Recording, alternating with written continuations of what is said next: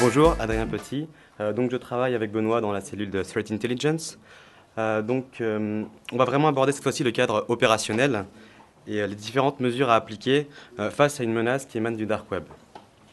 Donc la problématique, c'est vraiment comment arriver à se placer sur ce dark web. Parce que comme vous le savez tous, on l'évoquait tout à l'heure, il y a des networks tels Tor, etc. Mais c'est pas comme lorsqu'on arrive sur un site Yahoo ou autre, on a vraiment des panneaux de direction qui nous indiquent les chemins à prendre. Donc en fait, ce qu'on va faire, vous connaissez tous très bien cet iceberg. Nous, ce qu'on va faire, c'est qu'on va se placer sur le web de surface, ainsi que sur le deep web. Et l'intérêt, justement, ça va être d'aller détecter des signaux faibles, puis de coulisser vers le dark web à travers ces signaux faibles, et enfin, pouvoir perdurer dessus par des mouvements latéraux sur le dark web. Alors, on va aller chercher ces signaux faibles qui sont sur le web de surface, on va dire, ou le deep web. Le premier d'entre eux, bien sûr, ça va être les réseaux sociaux.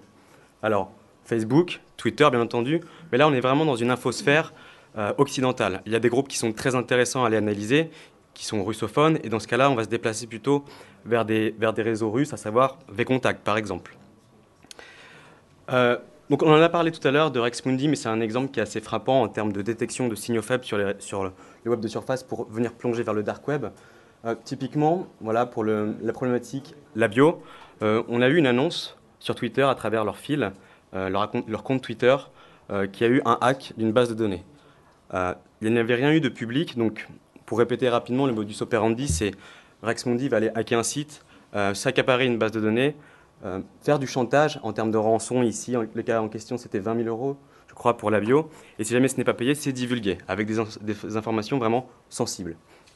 Donc dans le cas présent, ce qu'on a fait, c'est qu'on a vu ce tweet, et par des investigations qu'on avait menées en amont, en ayant un peu observé ce groupe, RexMundi, on avait accès directement à son site sur les réseaux Tor.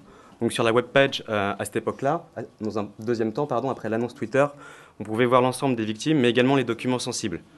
Quelques jours après, RexMundi a décidé justement de publier de manière publique ces documents sur Uploadbase à travers toujours une annonce Twitter. Donc là, on a vraiment un premier vecteur pour détecter des signaux faibles que sont les réseaux sociaux. Il y en a un autre qui est assez important, on l'a évoqué aussi tout à l'heure, ce sont les sites type base de données de Pasty. Alors les plus communes sont Pastebin ou Just Pastit, mais il faut savoir qu'il y en a quand même une cinquantaine qui sont utilisées de manière récurrente, et c'est très intéressant de pouvoir les monitorer. Donc nous, toujours de notre côté, on va les crawler, on va les monitorer ces bases de données pour détecter des signaux faibles. Alors pourquoi est-ce que les cybercriminels utilisent les sites de Pastebin? Tout simplement parce que quand ils communiquent entre eux sur les IRC ou autres, la netiquette veut qu'il ne faut pas flouder, qu'il ne faut pas polluer le fil de discussion, le chat. Donc ce qui se passe, c'est qu'ils postent un lien directement en fait, vers la ressource qui est Pastebin ou les autres, pour vraiment publier des blocs de données. Donc ça peut être, par exemple, dans le cadre d'une campagne activiste, les instructions d'attaque DDoS, mais ça peut être aussi, par exemple, un exemplaire dans le cadre du carding de cartes bancaires qui ont été récoltées.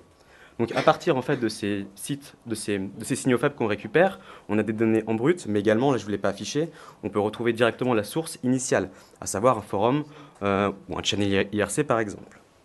Donc on a vraiment cette deuxième vecteur que sont les bases de données de type, on va dire, Pasty. Autre chose qu'on retrouve sur le web de surface, le deep web, des outils de communication traditionnels, des forums, d'autres channels IRC, mais aussi des sites de diffusion, des sites communautaires. Actuellement, le site Reddit, qui est un site communautaire, est très intéressant à observer parce que, si vous voulez, les différents participants viennent échanger en fait, sur des topics différents qu'on appelle des subreddits. Là, en question, vous avez le subreddit Darknet Market et How to Hack. Alors, qu'est-ce qui se passe en fait dessus? Ils viennent échanger un petit peu des conseils, des feedbacks, etc.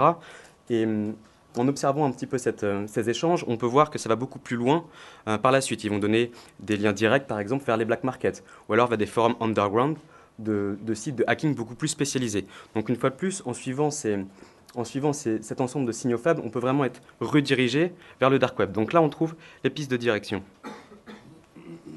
Là, quelque chose qui est très clair, hein, c'est le site DNSStat, qui recense en fait l'activité de tous les plus grands black markets actifs sur le site Tor.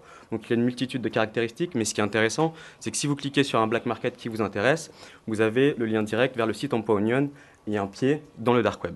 Très rapidement, très facilement. Donc Pour faire une sous-conclusion, on voit qu'il y a un ensemble de moyens de communication qui sont accessibles à tout le monde. Il suffit, j'ai envie de dire, de les monitorer avec des crawlers ou des outils spécifiques. Mais comme le disait Benoît, une approche humaine également. Pourquoi? Alors, est-ce qu'ils sont... Alors, on s'aperçoit bien sûr que ces moyens de communication sont massivement utilisés par les cybercriminels. Donc, on l'a vu tout à l'heure pour tout ce qui est l'aspect publicité de manière générale. Mais quand on se place justement dans l'observation de ces communautés, c'est vraiment les modus operandi sont au final très faciles d'accès, ce qui n'était pas forcément il y a quelques années. Et donc, en suivant ces signaux faibles, on rebondit vers le dark web, qui a aussi une multitude d'outils et de services. On l'a évoqué plusieurs fois, je ne vais pas revenir là-dessus, sur ces différents outils utilisés sur le dark web par les attaquants. Mais vraiment, la différence, là, on ne peut plus forcément utiliser nos outils de crawling ou les parseurs, parce que vraiment, on se rend compte qu'il y a beaucoup de limites. Et que j'ai envie de dire, peut-être 95% de l'information intéressante est située au-delà, où là, ça demande vraiment une investigation digitale et humaine sur cet espace. Donc on va passer directement à une étude de cas. Comme je vous l'ai dit tout à l'heure, détection d'un signal faible. Ici, sur un site de type Pasty, on retrouve là, c'était pour du carding, mais on peut aussi retrouver, par exemple, une fuite de documents sensibles. Une fois qu'on a analysé ce Pasty, on a à l'intérieur même un point de contact qui nous permet de nous rediriger, comme je vous disais, de se projeter vers le dark web. Ici, on tombait directement sur le forum en question, où le vendeur annonçait très clairement avoir hacké une base de données. Donc ça, c'est son annonce. Il propose de communiquer avec lui cette fois-ci directement via ICQ, Jabber ou autre. Et voilà. À partir de ce moment-là, nous pouvons remonter l'information pour la personne concernée. Il faut savoir qu'on peut rentrer en contact avec le cybercriminel. Mais, comme on le soulignait tout à l'heure, on n'incite jamais à l'infraction, mais on vise la matérialisation de la preuve. Et nous nous mettons toujours en contact avec les directions juridiques, mais aussi avec les services compétents pour pouvoir aller plus loin.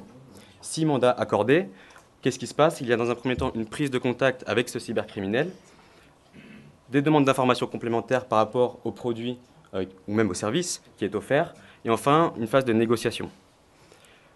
Une fois la phase de négociation aboutie, il faut procéder à l'achat. Donc on est redirigé par différentes façons. Le plus courant souvent ce sont les black markets, mais ça peut être tout à fait autre chose, des bots via ICQ, il y a beaucoup de procédés différents. Donc une fois qu'on arrive vers l'acte d'achat, ce qu'on peut faire en étape intermédiaire, c'est valider l'échantillon en question. Parce qu'il faut savoir que dans cette infosphère, dans cet écosystème, il y a énormément d'escrocs. Donc une fois que l'échantillon est validé, oui, des escrocs qui escroquent des escrocs, c'est possible.